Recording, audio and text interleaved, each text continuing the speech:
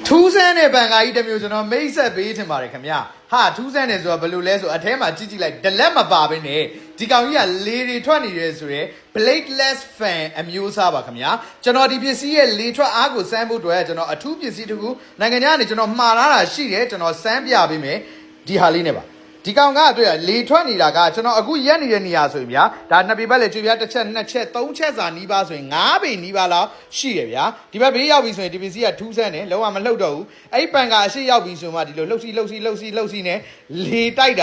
ာဒီလိုမျိုးထွက်လာလိမ့်မယ်ကျွန်တော်ဟာနည်းနည်းတော့ကတ်နေပြီဗျာကျွန်တော်ကတတ်ထိုင်ပြီးသွားလို့အဲ့တော့ဒီပန်ကာကိုကျွန်တော်ဈေးနှုန်းလေးပြောပေးချင်ပါတယ်ခင်ဗျာလူကြီးမင်းတို့အတွက်အထူးတန်တဲ့ဈေးနှုန်းနဲ့ရလိမ့်မယ်တကယ်တမ်းဒီပစ္စည်းကကျွန်တော်မြန်မာနိုင်ငံကိုတင်သွင်းတဲ့ပစ္စည်းမဟုတ်ဘူးဒါဟိုဒူဘိုင်းကိုတင်သွင်းတာ hotel project တစ်ခုအတွက်တင်သွင်းထားတယ်ဆိုရဲပစ္စည်းသူတို့စီက project cancel ဖြစ်သွားလို့ဆိုပြီးတော့ကျွန်တော်မြန်မာနိုင်ငံဘက်ကိုလေလံကနေပြန်ဝယ်လာတာပေါ့နော်တူကအဲ့တော့ကျွန်တော်ဒီကိုရောက်တဲ့အချိန်မှာကျွန်တော်ကိုဖိုက်ရောင်းပေးပါအလုံး90ကျော်လောက်ရှိတယ်ဆိုတော့ကျွန်တော်ဒီကောက်ကိုရောင်းပေးတာပါခင်ဗျပစ္စည်း quality အရင်မိုက်လိမ့်မယ်ဒါပေမဲ့ color ကတော့တမျိုးတည်းမဟုတ်ဗျာအောက်ခြေ base ကတော့ကျွန်တော်တို့အဖြူအပေါ်မှာဒီလိုမျိုးရွှေအဝါရောင်ခေါ်တာပေါ့နော်အဝါရောင်နဲ့လာတာရှိတယ်ပန်းရောင်လေးနဲ့လာတာရှိတယ်အပြာနဲ့လာတာရှိတယ်အနီနဲ့လာတာရှိတယ်အနီဆိုလဲတော်တော်လှပန်းရောင်လဲတော်တော်လှဒီတော့ဘယ်အရောင်ရမလဲတော့ကျွန်တော်လည်းမသိတော့ဘူးတစ်လုံးကို89,000နဲ့ယူပါခင်ဗျကျွန်တော်တို့ရိုးပုံမဲ့ blade fan ဆိုတာလေ ACDC fan မဟုတ်နော်ရိုး table fan ပန်ကာတစ်လုံးဝယ်ရင်တော့မှလူချင်းမဲ့အခုဆိုရင်9,000ပေးရလိမ့်မယ်ဒါကကျွန်တော်တက်ကျွန်တော် customer တွေကိုကျွန်တော်ပစ္စည်းကောင်းသုံးစေချင်လို့ကျွန်တော်ပေးတာဒီပန်ကာမှာဘာတွေလုပ်လို့ရသေးလဲဆိုတာလေးကျွန်တော်ပြောပြပေးမယ်လေထွက်အားအရန်မိုက်တယ်ပြီးရင်သူ့မှာ swing လို့ခေါ်တဲ့ function ပါတယ်ကျွန်တော်ဒီကလောက်ကိုနှိပ်လိုက်ပြီဆိုရင်ဒီပန်ကာကဟိုဘက်ဒီဘက် swing လဲလိုက်မယ်Dyson မှာထွက်တယ်ဆိုတဲ့ design နော် Dyson ကလူချင်းမင်းတို့သိလိမ့်မယ်မိန်းကလေးတွေပိုသိလိမ့်မယ်ကျွန်တော်မြန်မာနိုင်ငံမှာဆိုရင်သပင်ကောက်တဲ့ set တွေပါလေဆို Dyson ကတစ်လုံးကိုသိန်း40 50ရှိတယ်ဒီလို fan မျိုးဆိုရင်တစ်လုံးသိန်း30ဝန်းကျင်ပေးရတယ်ရှိပါတယ် Dyson မှာဆိုရင်လေ Dyson ကတော့ Dyson အကောင်းစားကိုပြောရနော်ဒါကိုကျွန်တော်ရှင်းပြတာမဟုတ် design ဒီလိုမျိုးပုံစံမျိုးထွက်တာကိုကျွန်တော်ပြောပြတယ်ဒီလိုမျိုးဟိုဘက်ဒီဘက် swing လုပ်လို့ရတဲ့ function ပါမယ်ပြီးရင် up down ကြတော့သူက normal ချိန်ရတယ်ဗျာ normal ကဘယ်လိုလဲဆိုတော့ကျွန်တော်တို့ down လုပ်ချင်ဒီလိုလေးလုပ်လိုက်ရုံပဲဒါတော့ကျွန်တော်ဒီတိုင်းလေးခဏလုပ်ပြတာပါနော်ဒီလိုအောက် side ထားရုံပဲသူကသူဒီလို swing လဲနေလိမ့်မယ်အပေါ်ကိုထောင်းခြင်းနဲ့ဆိုရင်လည်းကျွန်တော်တို့အပေါ်ကိုလှန်လိုက်ရုံပဲဒါကအောက်မှာထားထားတဲ့အချိန်ကျွန်တော်တို့အပေါ်ဘက်ကိုထောင်းပြီးဖွင့်ခြင်းနဲ့ဆိုရင်လည်းဖွင့်လို့ရတယ်ဆိုရင်ပန်ကာအမျိုးအစားအယမ်းမိုက်တယ်ကျွန်တော်ရဲ့ဒီနိုင်ငံခြားရှားပပစ္စည်းလေးနဲ့ကျွန်တော်ပြန်ဆန်းပြပါဦးမယ်ဒီကောင်လေထွက်အားကဒီမှာသူ့ရှေ့လေးလိုက်ပြီးကျွန်တော်လိုက်ဆန်းဒါ9ပေกว่าလောက်ကနေရမယ်လေအားပေါ့နော်ကျွန်တော်လည်းဆန်းပြကြဒါလေးပဲရှိလို့ပါခင်ဗျာဒါလေးဈေးတော့ကြီးတယ်လိုချင်တယ်ဆိုရင်ကျွန်တော်ကိုဒီကောင်ကို comment မှာဗာရေးပေးရမလဲဆိုတော့303เนาะအခုနကပြောတာဟုတ်တယ်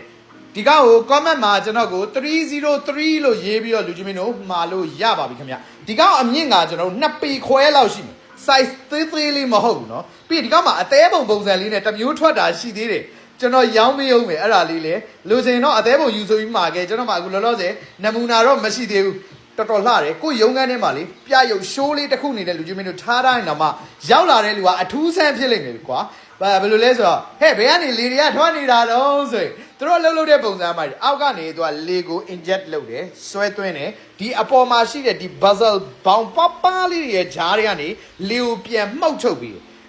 းဘာကောင်းလဲဆိုတာကျွန်တော်ပြောပြမယ်ကျွန်တော်တို့ပုံမှန် blade fan တွေမှာဆိုရင် buffeting လို့ခေါ်တယ်ဗောနော် buffeting ဆိုတာလေ့လာကြည့်ပါကျွန်တော်လည်း AI သွားမိတာဒီကောင်တွေမှာ no buffeting လို့ခေါ်တယ် buffeting ဆိုတာဘာကိုပြောတာလဲဆိုတော့သူကလေကိုဗျာကျွန်တော်တို့ဒလက်တွေနဲ့ခုတ်ဖြက်ပြီးထွက်လာတဲ့လေတွေကကျွန်တော်တို့ကမျက်လုံးနဲ့မမြင်ရတာဒါပေမဲ့အဲ့လိုပန်ကာကလေကိုချက်ခံလို့ရှိရင်လေကျွန်တော်တို့အသားတွေနာလာတယ်ဗျာဒါကြုံမှုလိမ့်မယ်ပန်ကာအမြဲတမ်းသုံးပြီးတော့အိတ်တဲ့လူတွေဆိုရင်အသားနာတယ်ဗျာဒီကောင်းစီကထွက်တဲ့လေကသူက buffeting မဟုတ်သူတို့ကြတော့ air blower လို့ခေါ်တယ်လေမှုတ်ပြီးတာကျွန်တော်တို့ကိုလေ buffet ဆိုတာလေကိုခုတ်ပြီးတော့ကျွန်တော်တို့စီကိုလွတ်နေတာမဟုတ်ဗျာအဲ့ဒါကဒါ aerodynamic နဲ့ပတ်သက်ရင်တော့ပို့ပြီးတော့အများကြီးကြည်ပြင်းရှိတယ်ကျွန်တော်လည်း AI ကိုသွားမေးပြီးတော့ကျွန်တော်ပြန်ရှင်းပြတယ်ကျွန်တော်အဲ့စကားလုံးကိုသိချာနားမလည်လို့ပေါ့နော်သူရှင်းပြတာတော့တော်တော်လေးကောင်းတယ်အဲ့တော့လိုချင်တယ်ဆိုရင်မှာပါကောက်နံပါတ်303လို့ရေးပြီးတော့မှာပါစုစုပေါင်းကျွန်တော်ပြောတယ်နော်အလုံး90ဝန်းကျင်လေးပဲရပါတယ်အယောင်ကဒီအယောင်နဲ့ဘယ်3လေးလုံးပါလိမ့်မယ်ပန်းရောင်ပါတယ်အပြာရောင်ပါတယ်အနီ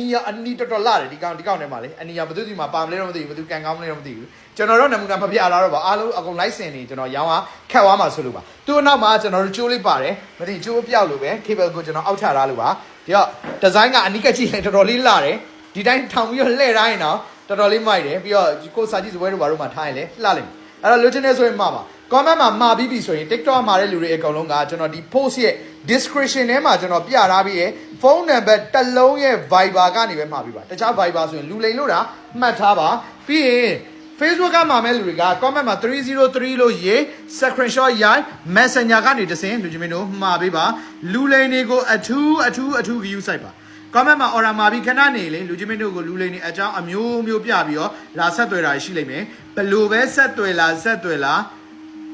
ငွေလွဲကန်နေပြီဆိုရင်ဦးဟိန်းဆက်အောင်လို့ခေါ်တဲ့ကျွန်တော်နာမည်နဲ့ bank account wave account KP account တွေရဲ့ UEDC လို့ခေါ်တဲ့ကျွန်တော်တို့ company နာမည်နဲ့ bank account wave account KP account ဒီနှစ်ခုကလွဲတခြားဘယ်ကိုမှဘာအကြောင်းပြချက်နဲ့မှမလွဲမိပါစေနဲ့အလိန်ခံရမှာစိုးလို့ပါခင်ဗျာကြည့်ပြရဲ့လူအားလုံးအထူးပဲကျေးဇူးတင်ပါတယ်ကျွန်တော်က UEDC မြန်မာကကိုဖိုက်ပါ bye bye